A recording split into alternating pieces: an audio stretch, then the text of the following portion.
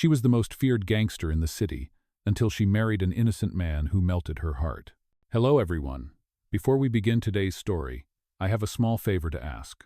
Please hit subscribe and turn on the notification bell so you never miss our new videos. It is quick, free, and the best way to support us in bringing you more heartfelt cinematic stories. Your support truly means the world to us. Where are you watching from? Drop your city or country in the comments below, and now, let us begin. Let us go back to our main character.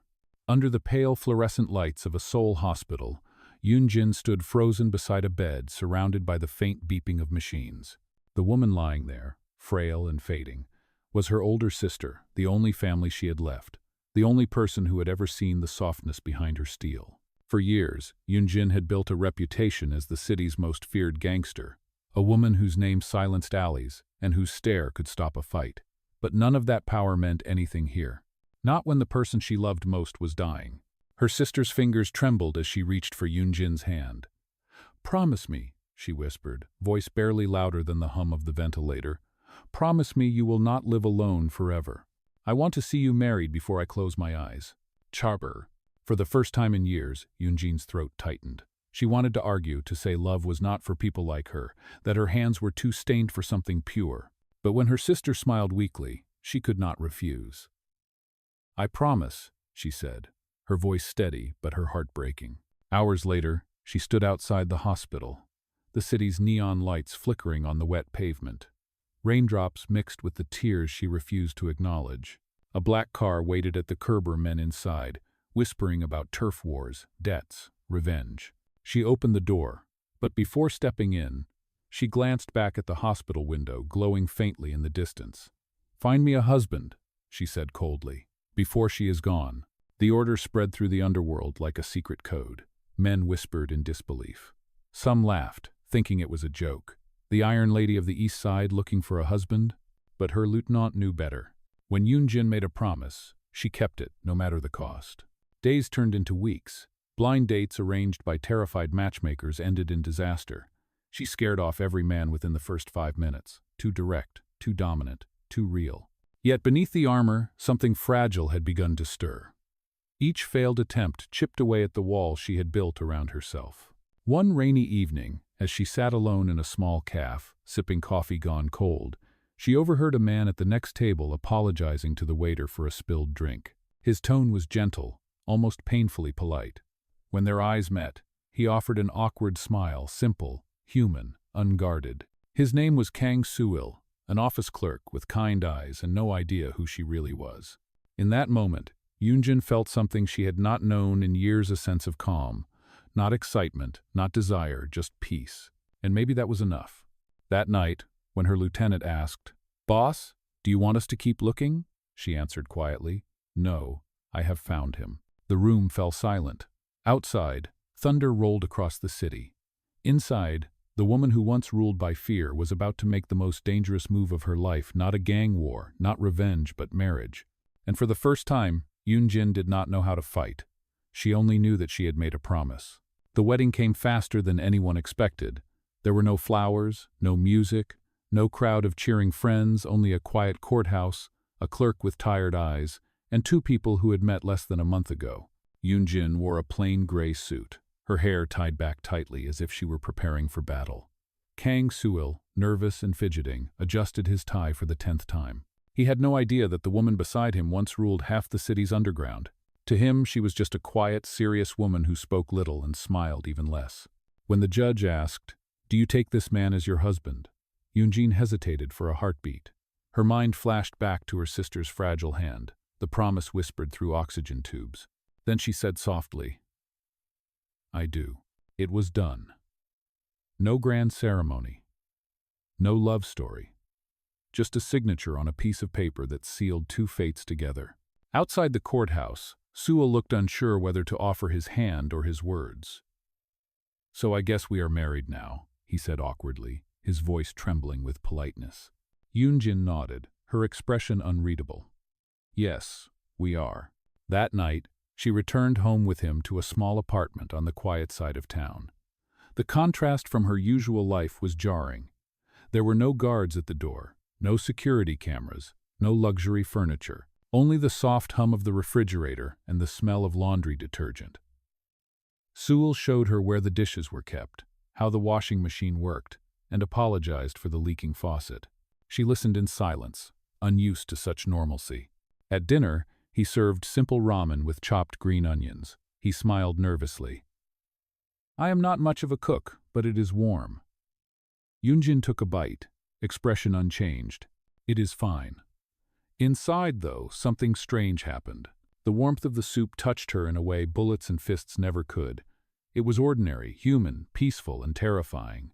The days that followed were awkward at best. Sewell tried to be a good husband, offering to carry groceries, asking about her day, making small jokes that rarely landed. Eun-jin responded with nods or short replies.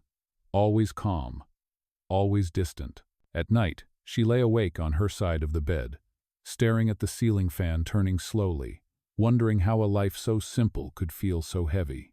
Still, she kept her other life hidden. Each morning she left the apartment early, dressed in tailored suits, claiming she worked in logistics. In reality, she was managing negotiations between rival crews, keeping her empire under control. But the world outside that apartment began to feel less important. Each time she returned home to find Sewell waiting with dinner or a shy smile, something inside her softened without her permission. One evening, he found a bruise on her arm, dark against her pale skin. "What happened?" he asked. She hesitated, then shrugged. "Work accident." He frowned, but did not push further. Instead, he gently placed a bandage over it, his touch careful, almost afraid. "You should be more careful," he murmured. That quiet concern lingered in her mind long after he had fallen asleep. Weeks passed, and the world around her started to shift. Her men noticed she was calmer, less violent. The once feared boss now spent nights at home, cooking or watching television with a husband who did not even know her real name. One of her lieutenants whispered, "She has changed." Another replied, "Maybe she finally found something worth protecting." For Eun-jin, it was not love yet. It was something simpler, peace, perhaps, or the faint hope that life could be more than survival. But peace, like all fragile things, cannot last forever, because the streets she ruled were never quiet for long. And soon, the world she tried to hide from her husband would come knocking at their door. The calm did not last. It never does for people who live double lives. One morning, Kang Sewell woke to the sound of glass shattering in the kitchen. He rushed out, expecting to find a burglar, but instead saw Eun-jin standing barefoot among broken dishes, her knuckles scraped, her eyes distant. She did not look angry, she looked haunted. "It slipped," she said quietly, but the way her shoulders tensed told a different story. For the past few weeks, she had been more distracted than ever. Strange phone calls came at night. Sometimes she would leave without a word and return before dawn, smelling faintly of smoke and rain. Sewell did not ask questions. He told himself that every marriage had its secrets. Still, he could not shake the feeling that his wife was fighting a war he could not see. At the same time, Eun-jin felt the pressure closing in. Rivals were testing her patience, her authority, her legend. A younger gang leader named Dusik had begun encroaching on her territory, sending her messages written in mock respect. "The queen is losing her crown," one note said. She crumpled it in her fist and threw it into the fire. Yet deep down, she knew he was right. The moment she chose peace, her enemies scented weakness. That evening, as the sun sank over the rooftops, she sat beside Sewell on the couch. He was watching a cooking show, laughing softly at the clumsy contestants. For a brief moment, she imagined herself as one of them, a normal woman spilling soup instead of blood. He caught her staring and smiled. "What?" he asked. "You have that look like you are about to scold me." She shook her head. "No, just thinking." "About what?" "About how strange life can be." He chuckled. "Strange is good. It means it is still changing." She smiled faintly, but her eyes did not. Later that night, when he fell asleep, she slipped out of bed and stood on the balcony, lighting a cigarette she did not finish. The city stretched beneath her like a living map of choices she could never undo. In her pocket, her phone buzzed one message, 3 words. He crossed the line. The next day, news spread across the underworld like wildfire. Dusik's men had ambushed one of her warehouses. She arrived before the police, surrounded by her crew. When the fight broke out, she was no longer the woman who made soup with her husband. She was the boss again, cold, precise, unstoppable. By the time it ended, 2 men lay bleeding, and Dusik had fled into the dark. Hours later, she returned home, hiding the bloodstains beneath a long coat. Sewell was still awake, sitting at the kitchen table with a worried look. "You were gone all night," he said. She paused, trying to think of a lie that would sound like truth. "Work. Something urgent." He nodded slowly, but his eyes lingered on the bruises on her wrist. "You work in logistics," he said softly, "but I think your job is hurting you." Her breath caught. "Why do you say that?" "Because every time you come home, you look like someone who has survived a battle." She did not answer. Instead, she turned away, pretending to wash her hands. But her heart was pounding. He was closer to the truth than he knew. That night, as she lay beside him, she realized something had shifted. For years, she had led with fear and control. Now, for the first time, she felt fear of a different kind, the fear of losing someone she loved. She had built an empire on strength, yet here she was, terrified of a gentleman who did not even know her real name. Outside, sirens wailed in the distance. Somewhere another fight was brewing, and deep in her chest, Eun-jin knew that the walls separating her 2 lives were starting to crack. The following weeks felt like walking on a thread stretched between 2 worlds. Eun-jin spent her days pretending to be the calm wife of an office clerk, and her nights putting out fires that threatened to burn her empire down. Sleep became rare, and peace became a stranger. But Kang Sewell noticed everything. He noticed how her eyes darted toward the window whenever a car slowed outside, how her hand hovered near her pocket when the phone rang, how sometimes she would flinch in her sleep and whisper names he did not recognize. Still, he said nothing. Love, even quiet love, often chooses patience over questions. One Sunday morning, the sunlight fell through the curtains, soft and golden. For once, Eun-jin was home. She sat at the table, watching Sewell struggle to flip pancakes without burning them. "You are hopeless," she said flatly. He looked up, startled, then saw the faint smile that followed. It was small, almost invisible, but real. "Hopeless, maybe," he said, "but I make good coffee." He poured 2 mugs and sat across from her. For a moment, the apartment felt like any other couple's home. She could almost believe that she belonged there. Then her phone buzzed on the counter. One glance at the screen, and her expression hardened. She stood up. Sewell frowned. "You are leaving again?" "It is important," she replied. "More important than breakfast?" She hesitated, then sighed. "Yes." He nodded, forcing a smile, but his heart sank. When the door closed behind her, he stared at the half-eaten pancakes and wondered what kind of life she was really living. Across town, Eun-jin walked into a warehouse filled with tension and the smell of oil. Her crew stood in a circle around a bruised man on his knees, Dusik's messenger. He had been caught following one of her cars. "Talk," she ordered. The man spat blood. "He says the city will soon belong to him. He says you are getting soft." A murmur ran through the room.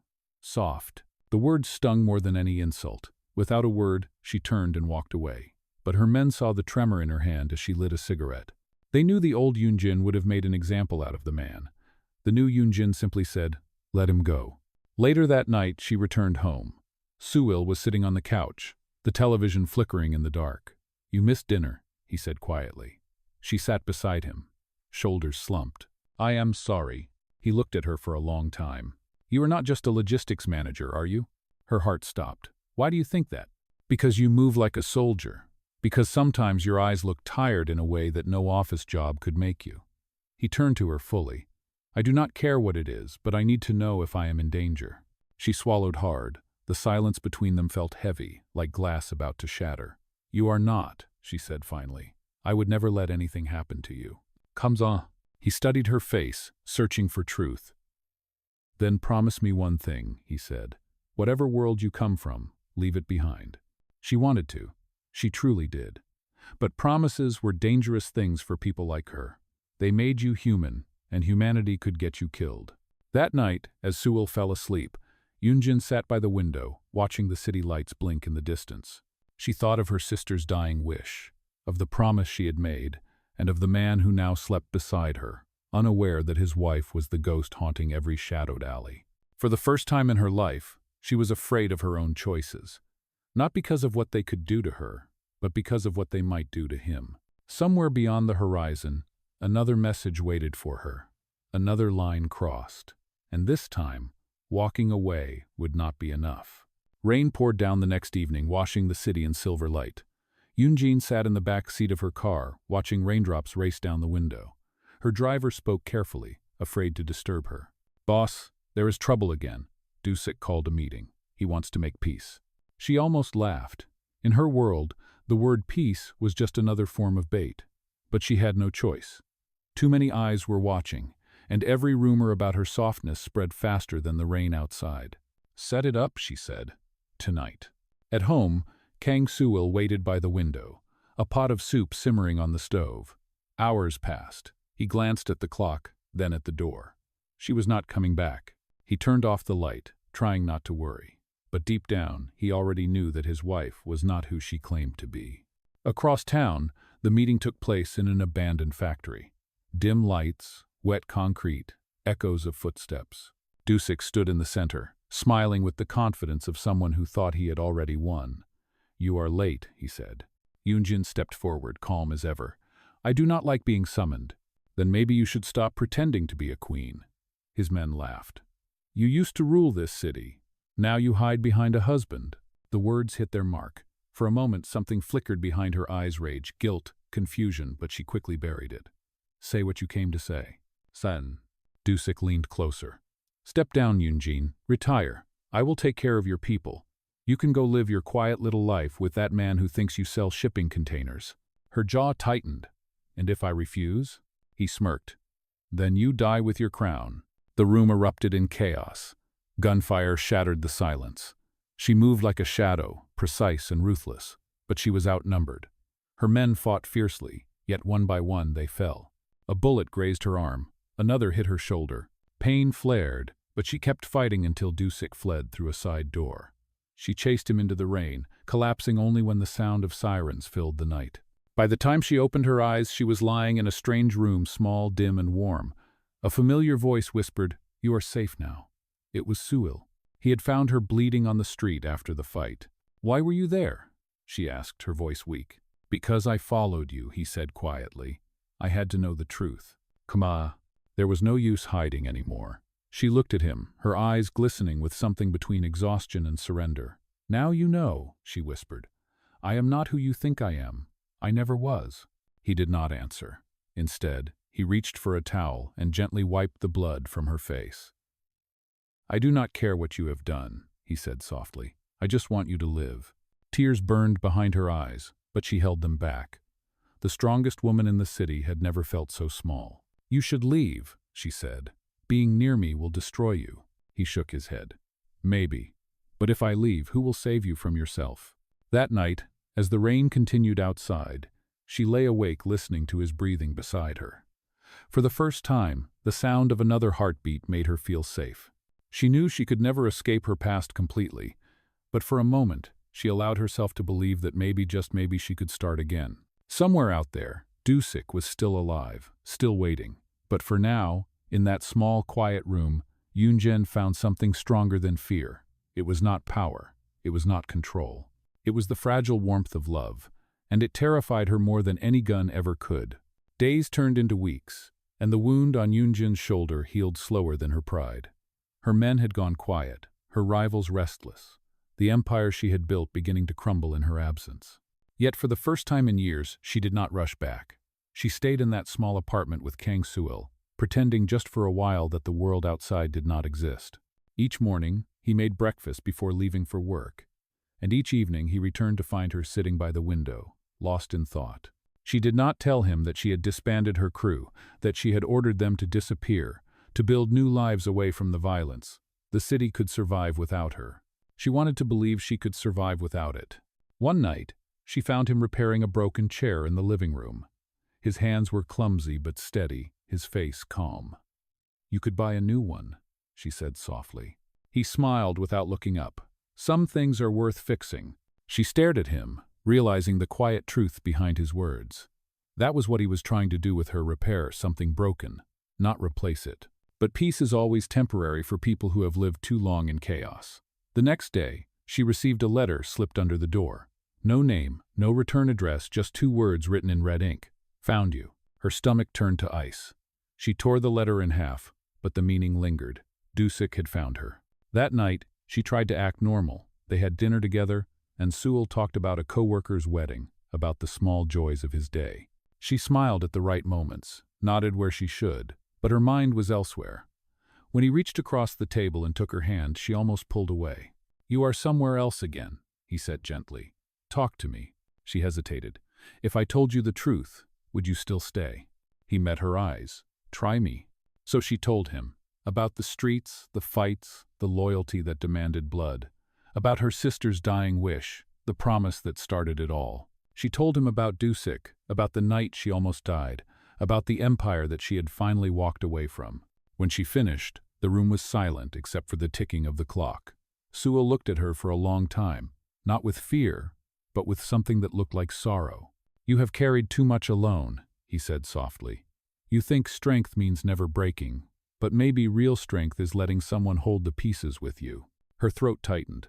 "I do not deserve you." "How?" He shook his head. "You deserve peace. That is all I want for you." Later, as they stood on the balcony, she leaned against him for the first time. The city lights shimmered below them like fallen stars. "What if the past does not let me go?" she asked. "Then we face it together," he said simply. But in her heart, she knew what was coming. Men like Dusik did not forgive, and ghosts from the underworld never stayed buried. Still, for that one night, she allowed herself the illusion of safety. The sound of the city faded, and all she heard was his heartbeat steady against her ear. It was the sound of something she had forgotten how to believe in hope. When dawn arrived, she woke to find him still asleep beside her. For the first time in years, she whispered something soft into the morning light. "Maybe I can start over," she said. But as the sunlight crept across the floor, she noticed a shadow moving outside the window, a reminder that the past was closer than she thought. And the peace she had fought so hard to find was about to be tested in ways she could never imagine. The next evening, the quiet ended. It always does. Eun-jin returned home late from buying groceries, the paper bag still damp from the drizzle outside. The lights in the hallway flickered, and something in her chest tightened. Her instincts, sharp, primal, never lied. She opened the door slowly. Inside, the apartment was dark, too dark. Then she saw him. Dusik sat on the couch, legs crossed, a knife twirling lazily in his hand. His smile was thin and cruel. "Nice place you have here," he said. "Domestic life suits you." She froze, forcing her voice to stay calm. "You should not be here." "Neither should you," he said, standing. "You disappeared, left your throne empty. The city is mine now. But I thought it would be polite to say goodbye before I finish what you started." Her eyes flicked to the bedroom door. "Where is he?" Dusik grinned. "The husband? Do not worry. My men are just having a little chat with him." Her pulse roared in her ears. The grocery bag slipped from her hands, apples rolling across the floor. "If you touch him, you will not leave this building alive." He laughed. "Still pretending to be dangerous? You are not the queen anymore? You are just a woman hiding behind a wedding ring." Before he could move, she lunged. The fight was fast, violent, silent except for the sound of struggle and breaking furniture. Years of rage, guilt, and fear poured out of her in every movement. She disarmed him, slammed him to the ground, pressing the knife against his throat. "Do not test me," she whispered. But before she could finish it, the bedroom door burst open. Sewell stood there, his face pale, a cut on his temple. "Stop!" he shouted. Eun-jin froze, her hands trembled. For a long second, no one moved. Then Dusik laughed, even as blood dripped from his lip. "Now he knows," he said. "Now he sees who you really are." Her heart cracked at the truth in those words. She stepped back, dropping the knife. Dusik staggered to his feet and ran out, leaving the door wide open behind him. Silence filled the room. Sewell stared at her as if seeing her for the first time. "You told me it was over," he said quietly. "I tried," she whispered. "But the past does not end just because you want it to." He looked down at her shaking hands, then at the blood on the floor. "You could have killed him." "I wanted to," she said honestly. "But then I saw you." He stepped closer, voice breaking. "I do not know if I can live like this, waiting for the next man with a knife to walk through our door." Her eyes glistened. "I understand. I'll go." And just like that, he turned and walked out into the rain, leaving her standing in the wreckage of the life she had tried so hard to build. The apartment was silent again, but this time, the silence felt heavier than any gunshot. The rain did not stop that night, and neither did the storm inside Eun-jin. The apartment was in ruins, broken glass, overturned chairs, blood smeared on the floor, but none of it hurt as much as the empty space where Sewell had stood. For the first time in years, she felt powerless. She had fought gangs, rival bosses, and the law itself, yet nothing prepared her for losing the one person who had seen the woman beneath the steel. She wanted to chase after him, to explain, but what words could fix what he had just seen? Hours passed before she moved. When dawn broke, she cleaned the blood, wrapped her wounds, and stood in front of the mirror. Her reflection stared back, cold eyes, scarred skin, trembling hands. For a moment, she saw two women, the gangster the city feared, and the wife who had once believed she could start over. Only one could survive. By evening, she had made her decision. If she could not protect her marriage, she would at least protect the man who had made her believe in love. She called her last loyal lieutenant. "Find Dusik," she said. "This ends tonight." When she arrived at the old factory where it had all begun, the air was thick with smoke and tension. Her men were outnumbered, but this time she did not care. This was not about territory anymore. It was about redemption. Dusik stepped out of the shadows, his smirk as sharp as ever. "I wondered how long it would take you," he said. "You should have stayed retired." "I tried," she replied. "But you would not let me." He laughed. "You think killing me will change what you are?" "No," she said, steady and calm. "But maybe it will let me stop running." The fight was brutal and fast. She moved with precision, driven not by rage but by purpose. Every strike, every dodge, every breath carried the weight of the life she wanted to leave behind. By the time it ended, Dusik lay unconscious on the floor, and her knife clattered from her hand. She stood there trembling, blood mixing with tears she did not remember shedding. She could kill him. She had every reason to. But instead, she turned and walked away. "Let the police handle him," she told her men. "I am done. Camille." That night she returned to the apartment one last time. It was silent, almost peaceful. On the kitchen table sat her wedding ring, the one Sewell had given her, still glinting faintly in the dim light. Beside it was a note written in his careful handwriting. "If you ever come back, I will be waiting only if you choose peace, not war." Her hand shook as she picked up the ring. For the first time in years, she allowed herself to cry quietly, freely, without shame. Then she whispered into the empty room, "I choose peace." And with that, Eun-jin walked out into the night, not as a gangster, not as a fugitive, but as a woman finally brave enough to let go of her crown. 1 year later, the city had forgotten her name. The underworld whispered of a legend who vanished, a queen who traded her throne for silence. No one knew where Eun-jin went, and that was exactly how she wanted it. She lived quietly in a small seaside town, running a modest noodle shop by the pier. The mornings smelled of salt and seaweed, and the air was soft instead of heavy. Her hands, once accustomed to knives and blood, now moved gently, slicing vegetables and stirring broth. People came for her food, never guessing the stories buried behind her calm eyes. Sometimes, when the tide was low, she would walk along the shore, watching children chase waves, wondering what her sister would think if she could see her now. She kept the wedding ring on a thin chain around her neck, close to her heart but hidden beneath her shirt. It was not a symbol of guilt anymore. It was a reminder that love could survive even after everything else was gone. One late afternoon, as she wiped down the counter, the bell over the door rang. She turned, expecting another customer, but her hands froze. Standing in the doorway was Kang Sewell. He looked different, tanned from the sun, a little older, but his eyes were the same, warm and patient. For a long moment, neither of them spoke. Then he smiled gently. "You said you would choose peace. Looks like you did." Her voice caught. "How did you find me?" "I did not have to," he said softly. "I just followed the rumor of the best noodles on the coast." "Homie?" She laughed, the sound awkward but real. "They are not that good." "They are," he said, stepping closer. "But I did not come for the noodles." She looked down, the weight of their history pressing between them. "You should not forgive me so easily." He shook his head. "Forgiveness is not easy. It is a choice, just like peace." He reached into his pocket and held out the wedding ring she had left behind. "You gave this up once, but maybe it is time to wear it for the right reasons." Chamanda. Her breath trembled. Slowly, she took the ring, sliding it back onto her finger. It fit perfectly, as if it had been waiting. "No lies," she said. "No hiding." "No hiding," he repeated. Outside, the waves crashed against the rocks, and a soft breeze filled the room. For the first time in years, Eun-jin felt the world exhale around her. The woman who had once lived by violence now lived by choice, quiet, honest, free. She smiled up at him, her eyes shining with peace instead of power. "Welcome home," she whispered. And as the evening sun painted the water gold, they stood there in the small noodle shop, two people who had survived everything except love,